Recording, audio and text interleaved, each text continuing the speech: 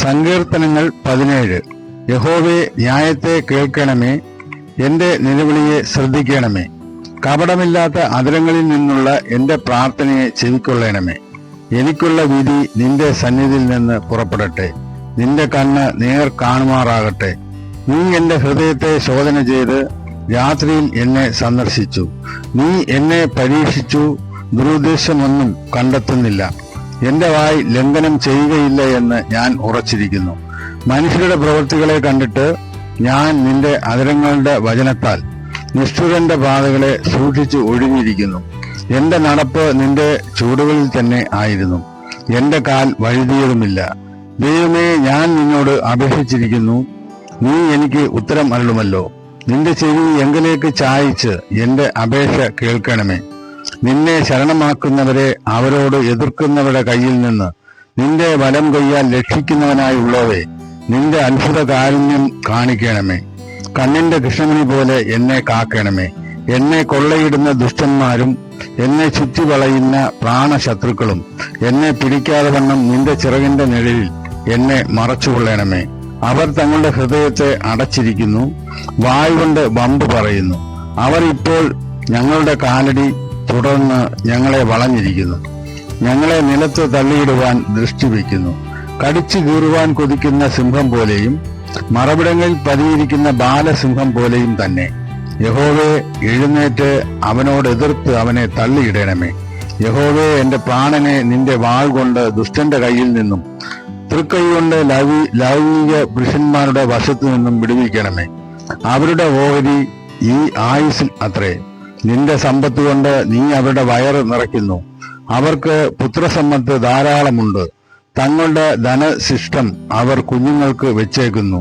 ഞാനോ നീതിയിൽ നിന്റെ മുഖത്തെ കാണും. ഞാൻ ഉണരുമ്പോൾ നിന്റെ രൂപം കണ്ട് തൃപ്തനാകും. മത്തായി എഴുതിയ സുവിശേഷം 9-ാം അധ്യായം. അവൻ പടകിൽ കയറി ഇക്കരയ്ക്ക് കടന്ന് സ്വന്തം പട്ടണത്തിൽ എത്തി. അവിടെ ചിലർ കിടക്കമേൽ കിടക്കുന്ന ഒരു പക്ഷപാതക്കാരനെ അവന്റെ അടുക്കൽ കൊണ്ടുവന്നു. യേശു അവരുടെ വിശ്വാസം കണ്ട് പക്ഷപാതക്കാരനോട്, മകനെ, ധൈര്യമായിരിക്കുക, നിന്റെ പാപങ്ങൾ മോചിച്ചു തന്നിരിക്കുന്നു എന്ന് പറഞ്ഞു. എന്നാൽ ശാസ്ത്രിമാരിൽ ചിലർ, ഇവൻ ദൈവദൂഷണം പറയുന്നു എന്ന് ഉള്ളം കൊണ്ട് പറഞ്ഞു. യേശുവോ അവരുടെ നിരൂപണം ഗ്രഹിച്ചു. നിങ്ങൾ ഹൃദയത്തിൽ ദോഷം നിരൂപിക്കുന്നത് എന്ത്?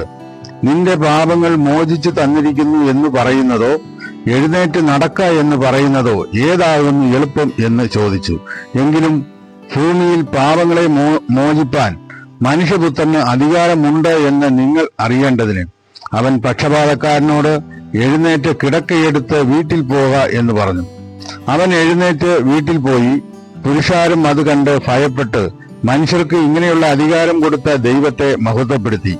യേശു അവിടെ നിന്ന് പോകുമ്പോൾ മത്തായി എന്നു പേരുള്ള ഒരു മനുഷ്യൻ ചുങ്കസ്ഥലത്ത് ഇരിക്കുന്നത് കണ്ടു. എന്നെ അനുഗമിക്ക എന്ന് അവനോട് പറഞ്ഞു. അവൻ എഴുന്നേറ്റ് അവനെ അനുഗമിച്ചു. അവൻ വീട്ടിൽ ഭക്ഷണത്തിന് ഇരിക്കുമ്പോൾ വളരെ ചുങ്കക്കാരും പാപികളും വന്ന് യേശുവിനോടും അവന്റെ ശിഷ്യന്മാരോടും കൂടെ പന്തിയിൽ ഇരുന്നു. പരീശന്മാർ അത് കണ്ട് അവന്റെ ശിഷ്യന്മാരോട്, നിങ്ങളുടെ ഗുരു ചുങ്കക്കാരോടും പാപികളോടും കൂടെ ഭക്ഷിക്കുന്നത് എന്ത് എന്ന് ചോദിച്ചു. യേശു അത് കേട്ടാറെ, ദീനക്കാർക്കല്ലാതെ സൗഖ്യമുള്ളവർക്ക് വൈദ്യനെ കൊണ്ട് ആവശ്യമില്ല. യാഗത്തിലല്ല കരുണയിലത്രേ ഞാൻ പ്രസാദിക്കുന്നു എന്നുള്ളത് എന്തു എന്ന് പോയി പഠിപ്പീൻ. ഞാൻ നീതിമാന്മാരെ അല്ല പാപികളെ അത്രേ വിളിപ്പാൻ വന്നത് എന്ന് പറഞ്ഞു. യോഹന്നാന്റെ ശിഷ്യന്മാർ അവന്റെ അടുക്കൽ വന്ന്, ഞങ്ങളും പരീശന്മാരും വളരെ ഉപവസിക്കുന്നു, നിന്റെ ശിഷ്യന്മാർ ഉപവസിക്കാത്തത് എന്ത് എന്ന് ചോദിച്ചു. യേശു അവരോട് പറഞ്ഞത്, മണവാളൻ കൂടെയുള്ളപ്പോൾ തോഴ്മക്കാർക്ക് ദുഃഖിപ്പാൻ കഴിയുകയില്ല. മണവാളൻ പിരിഞ്ഞു പോകേണ്ടുന്ന നാൾ വരും, അന്ന് അവർ ഉപവസിക്കും. കോടി തുണിക്കണ്ടം ആരും പഴയ വസ്ത്രത്തിൽ ചേർത്ത് തുന്നുമാറില്ല. തുന്നിച്ചേർത്താൽ അതുകൊണ്ട് വസ്ത്രം കീറും, ചീന്തൽ ഏറ്റവും വല്ലാതെയായിത്തീരും. പുതുവീഞ്ഞ് പഴയ തുരുത്തിയിൽ പകരുമാറില്ല. പകർന്നാൽ തുരുത്തി പൊളിഞ്ഞ് വീഞ്ഞ് ഒഴുകിപ്പോകും, തുരുത്തിയും നശിച്ചു പോകും. പുതുവീഞ്ഞ് പുതിയ തുരുത്തിയിലായി പകർന്നു വയ്ക്കുകയുള്ളൂ. അങ്ങനെ രണ്ടും ഭദ്രമായിരിക്കും. അവൻ ഇങ്ങനെ അവരോട് സംസാരിച്ചു കൊണ്ടിരിക്കുമ്പോൾ ഒരു പ്രമാണി വന്ന് അവനെ നമസ്കരിച്ചു. എന്റെ മകൾ ഇപ്പോൾ തന്നെ കഴിഞ്ഞുപോയി, എങ്കിലും നീ വന്ന് അവളുടെ മേൽ കൈവച്ചാൽ അവൾ ജീവിക്കും എന്ന് പറഞ്ഞു. യേശു എഴുന്നേറ്റ് ശിഷ്യന്മാരുമായി അവന്റെ കൂടെ ചെന്നു.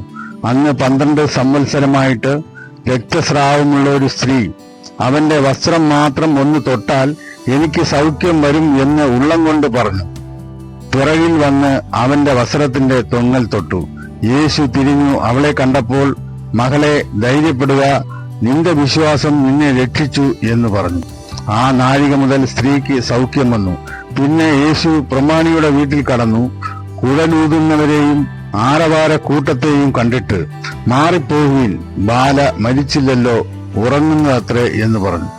അവരോ അവനെ പരിഹസിച്ചു. അവൻ പുരുഷാരത്തെ പുറത്താക്കി അകത്തു കടന്ന് ബാലയുടെ കൈ പിടിച്ചു. ബാല എഴുന്നേറ്റു. ഈ വർത്തമാനം ആ ദേശത്തൊക്കെയും പരന്നു. യേശു അവിടെ നിന്ന് പോകുമ്പോൾ 2 കുരുടന്മാർ, ദാവീദ് പുത്ര, ഞങ്ങളോട് കരുണ തോന്നണമേ എന്ന് നിലവിളിച്ചും കൊണ്ട് പിന്തുടർന്നു. അവൻ വീട്ടിലെത്തിയപ്പോൾ കുരുടന്മാർ അവന്റെ അടുക്കൽ വന്നു. ഇത് ചെയ്യുവാൻ എനിക്ക് കഴിയും എന്ന് വിശ്വസിക്കുന്നുവോ എന്ന് യേശു ചോദിച്ചതിന്, ഉവ്വ് കർത്താവേ എന്ന് അവർ പറഞ്ഞു. അവൻ അവരുടെ കണ്ണ് തൊട്ടു. നിങ്ങളുടെ വിശ്വാസം പോലെ നിങ്ങൾക്ക് ഭവിക്കട്ടെ എന്ന് പറഞ്ഞു. ഉടനെ അവരുടെ കണ്ണ് തുറന്നു. പിന്നെ യേശു, നോക്കുവിൻ, ആരും അറിയരുത് എന്ന് അമർച്ചയായി കൽപ്പിച്ചു. അവരോ പുറപ്പെട്ട് ആ ദേശത്തിലൊക്കെയും അവന്റെ സ്തുതിയെ പരത്തി. അവർ പോകുമ്പോൾ ചിലർ ഭൂതഗ്രസ്തനായ ഒരു ഊമനെ അവന്റെ അടുക്കൽ കൊണ്ടുവന്നു. അവൻ ഭൂതത്തെ പുറത്താക്കി. അതിനുശേഷം ഊമൻ സംസാരിച്ചു. ഇസ്രായേലിൽ ഇങ്ങനെ ഒരു നാളും കണ്ടിട്ടില്ല എന്ന് പുരുഷാരം അതിശയിച്ചു. പരീശന്മാരോ, ഇവൻ ഭൂതങ്ങളുടെ തലവനെ കൊണ്ട് ഭൂതങ്ങളെ പുറത്താക്കുന്നു എന്ന് പറഞ്ഞു. യേശു പട്ടണം തോറും ഗ്രാമം തോറും സഞ്ചരിച്ച് അവരുടെ പള്ളികളിൽ ഉപദേശിച്ച് രാജ്യത്തിന്റെ സുവിശേഷം പ്രസംഗിക്കുകയും സകലവിധ ദീനവും വ്യാധിയും സൗഖ്യമാക്കുകയും ചെയ്തു. അവൻ പുരുഷാരത്തെ ഇടയനില്ലാത്ത ആടുകളെപ്പോലെ കുഴഞ്ഞവരും ചിന്നിയവരുമായി കണ്ടിട്ട് അവരെക്കുറിച്ച് മനസ്സലിഞ്ഞു. തന്റെ ശിഷ്യന്മാരോട്, കൊയ്ത്ത് വളരെ ഉണ്ട്, സത്യം, വേലക്കാരോ ചുരുക്കം. ആകയാൽ കൊയ്ത്തിന്റെ യജമാനനോട് കൊയ്ത്തിലേക്ക് വേലക്കാരെ അയക്കേണ്ടതിന് യാചിപ്പീൻ എന്ന് പറഞ്ഞു. അപ്പോസ്തലനായ പൗലോസ് റോമർക്ക് എഴുതിയ ലേഖനം 9-ാം അധ്യായം. ഞാൻ ക്രിസ്തുവിൽ സത്യം പറയുന്നു. ഞാൻ പറയുന്നത് ഭോഷ്കല്ല. എനിക്ക് വലിയ ദുഃഖവും ഹൃദയത്തിൽ ഇടവിടാതെ നോവും ഉണ്ട് എന്ന് എന്റെ മനസാക്ഷി എനിക്ക് പരിശുദ്ധാത്മാവിൽ സാക്ഷിയായിരിക്കുന്നു. ജഡപ്രകാരം എന്റെ ചാർച്ചക്കാരായ എന്റെ സഹോദരന്മാർക്ക് വേണ്ടി ഞാൻ തന്നെ ക്രിസ്തുവിനോട് വേർവിട്ട് ശാപഗ്രസ്തനാവാൻ ഞാൻ ആഗ്രഹിക്കാമായിരുന്നു. അവർ ഇസ്രായേല്യർ. പുത്രത്വവും തേജസ്സും നിയമങ്ങളും ന്യായപ്രമാണവും ആരാധനയും വാഗ്ദത്തങ്ങളും അവർക്കുള്ളവ, പിതാക്കന്മാരും അവർക്കുള്ളവർ തന്നെ. ജഡപ്രകാരം ക്രിസ്തുവും അവരിൽ നിന്നല്ലോ ഉത്ഭവിച്ചത്. അവൻ സർവത്തിനും മീതെ ദൈവമായി എന്നേക്കും വാഴ്ത്തപ്പെട്ടവൻ. ആമേൻ. ദൈവവചനം വൃഥാവായി പോയി എന്നല്ല, ഇസ്രായേലിൽ നിന്ന് ഉത്ഭവിച്ചവർ എല്ലാം ഇസ്രായേലിയർ എന്നും അബ്രഹാമിന്റെ സന്തതി ആകയാൽ എല്ലാവരും മക്കൾ എന്നും വരികയില്ല.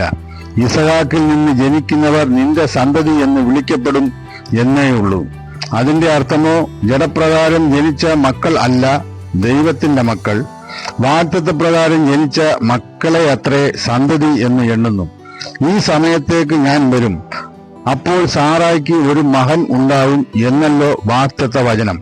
അത്രയുമല്ല, റിബേക്കായും നമ്മുടെ പിതാവായ ഇസഹാക്ക് എന്ന ഏകനാൽ ഗർഭം ധരിച്ച് കുട്ടികൾ ജനിക്കുകയോ ഗുണമാകട്ടെ ദോഷമാകട്ടെ ഒന്നും പ്രവർത്തിക്കുകയോ ചെയ്യും മുമ്പേ തിരഞ്ഞെടുപ്പിൻ പ്രകാരമുള്ള ദൈവ നിർണയം പ്രവർത്തികൾ നിമിത്തമല്ല, വിളിച്ചവന്റെ ഇഷ്ടം നിമിത്തം തന്നെ വരേണ്ടതിന് മൂത്തവൻ ഇളയവനെ സേവിക്കും എന്ന് അവളോട് അരുളി ചെയ്തു. ഞാൻ യാക്കോബിനെ സ്നേഹിച്ചു, ഏശാവിനെ ദോഷിച്ചിരിക്കുന്നു എന്ന് എഴുതിയിരിക്കുന്നുവല്ലോ. ആകയാൽ നാം എന്തു പറയേണ്ടു? ദൈവത്തിന്റെ പക്കൽ അനീതി ഉണ്ടോ? ഒരു നാളും ഇല്ല. എനിക്ക് കരുണ തോന്നണം എന്നുള്ളവനോട് കരുണ തോന്നുകയും എനിക്ക് കനിവ് തോന്നണം എന്നുള്ളവനോട് കനിവ് തോന്നുകയും ചെയ്യും എന്ന് അവൻ മോശയോട് അരുളി ചെയ്യുന്നു. അതുകൊണ്ട് ഇച്ഛിക്കുന്നവനാലുമല്ല ഓടുന്നവനാലുമല്ല, കരുണ തോന്നുന്ന ദൈവത്താൽ അത്രേ സകലവും സാധിക്കുന്നത്. ഇതിനായിട്ട് തന്നെ ഞാൻ നിന്നെ നിർത്തിയിരിക്കുന്നത് നിന്നിൽ എന്റെ ശക്തി കാണിക്കേണ്ടതിനും എന്റെ നാമം സർവ്വഭൂമിയിലും പ്രസ്താവിക്കപ്പെടേണ്ടതിനും തന്നെ എന്ന് തിരുവഴുത്തിൽ ഫറവോനോട് അരുളിച്ചെയ്യുന്നു. അങ്ങനെ തനിക്ക് മനസ്സുള്ളവനോട് അവന് കരുണ തോന്നുന്നു, തനിക്ക് മനസ്സുള്ളവരെ അവൻ കഠിനനാക്കുന്നു. ആകയാൽ അവൻ പിന്നെ കുറ്റം പറയുന്നത് എന്ത്? ആർ അവന്റെ ഇഷ്ടത്തോട് എതിർത്ത് നിൽക്കുന്നു എന്ന് നീ എന്നോട് ചോദിക്കും.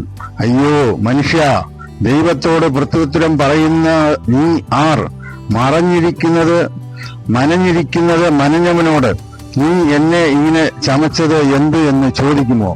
അല്ല, കുശവൻ അതേ പിണ്ടത്തിൽ നിന്ന് ഒരു പാത്രം മാനത്തിനും മറ്റൊരു പാത്രം അപമാനത്തിനും ഉണ്ടാക്കുവാൻ മണ്ണിന്മേൽ അധികാരം ഇല്ലയോ?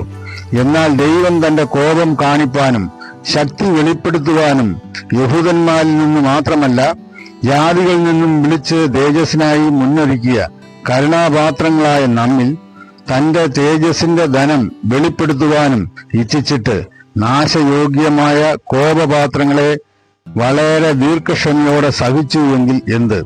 എന്റെ അല്ലാത്തവരെ എന്റെ ജനമെന്നും പ്രിയയല്ലാത്തവളെ പ്രിയ എന്നും ഞാൻ വിളിക്കും.